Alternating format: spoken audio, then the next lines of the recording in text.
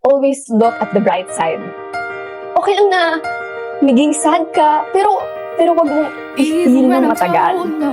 Damdamin mo lang konti, tapos let go na, shake it off.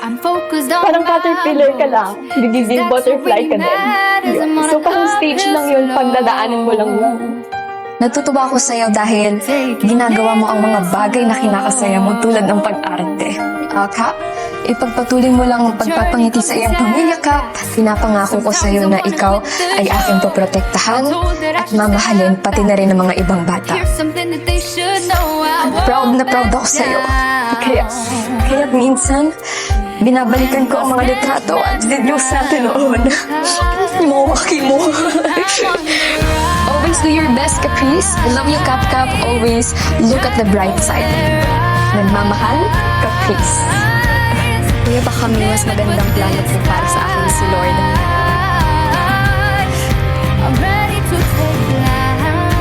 Gusto ko mas protektahan yung sarili ko na okay lang mag-no kapag ayaw ko talaga. Hindi ko kailangan mag-please ng ibang tao.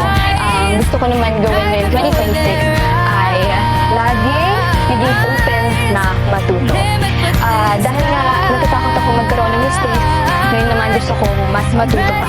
Hindi masama magkamali sa kahit anong bagay. Marami ka pang matutunan dun sa maliit na mistakes na magawa mo. What advice can you give those people on how to, I guess, help process yung emotions nila para hindi nila malabas in a negative way? Ako po, ang ginagawa ko po, hindi ko naman po siya sinusurpress. Kapag yun po mag-isa ako, syempre feel ko po yung iniiyak ko yun. Tapos after po nun, balik ulit, back on track ulit. At mag-smile po ulit. Tsaka, may hirap din po kapag hindi ina-express yung nafe-feel, mas dumadagdag po at mas lalo mong kinikimkim, mas lumalaki po siya at malalabas mo siya sa hindi magandang oras. Madadamay pa po yung ibang tao.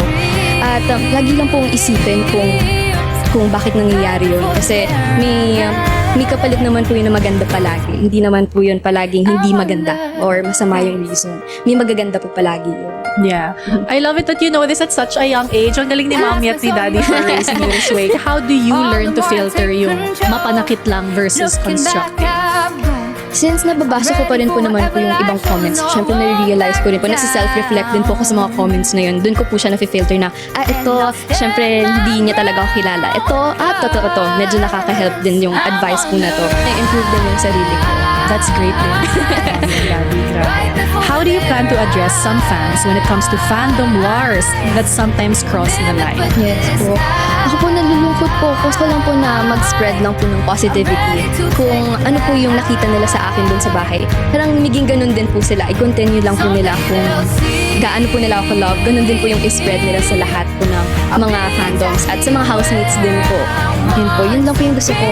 At syempre, natutuwa po ako sa mga fans din po na hindi lang po sa akin sumusuporta, kung hindi sa lahat po ng housemates. Kaya always spread positivity and always look at the bright side. Lagi lang po magmahala. Yes. Lahat po kailangan pantay-pantay.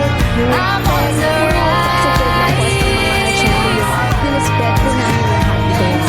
Salamat po, tiwala nilang lahat. Sa lahat din po ng sumusuporta sa akin, hanggang dulo po. Maraming salamat po. Kaya po din ako napapatingin din ng social media. Gusto ko po mag-thank you sa kanila. Kung pwede lang po isa-isahin ko mag-thank you sa kanila gagawin. Wala po akong babaguhin talaga. Dahil hindi po ako mapupunta po dito sa posisyon po to. May babaguhin po ako doon kahit kaunti.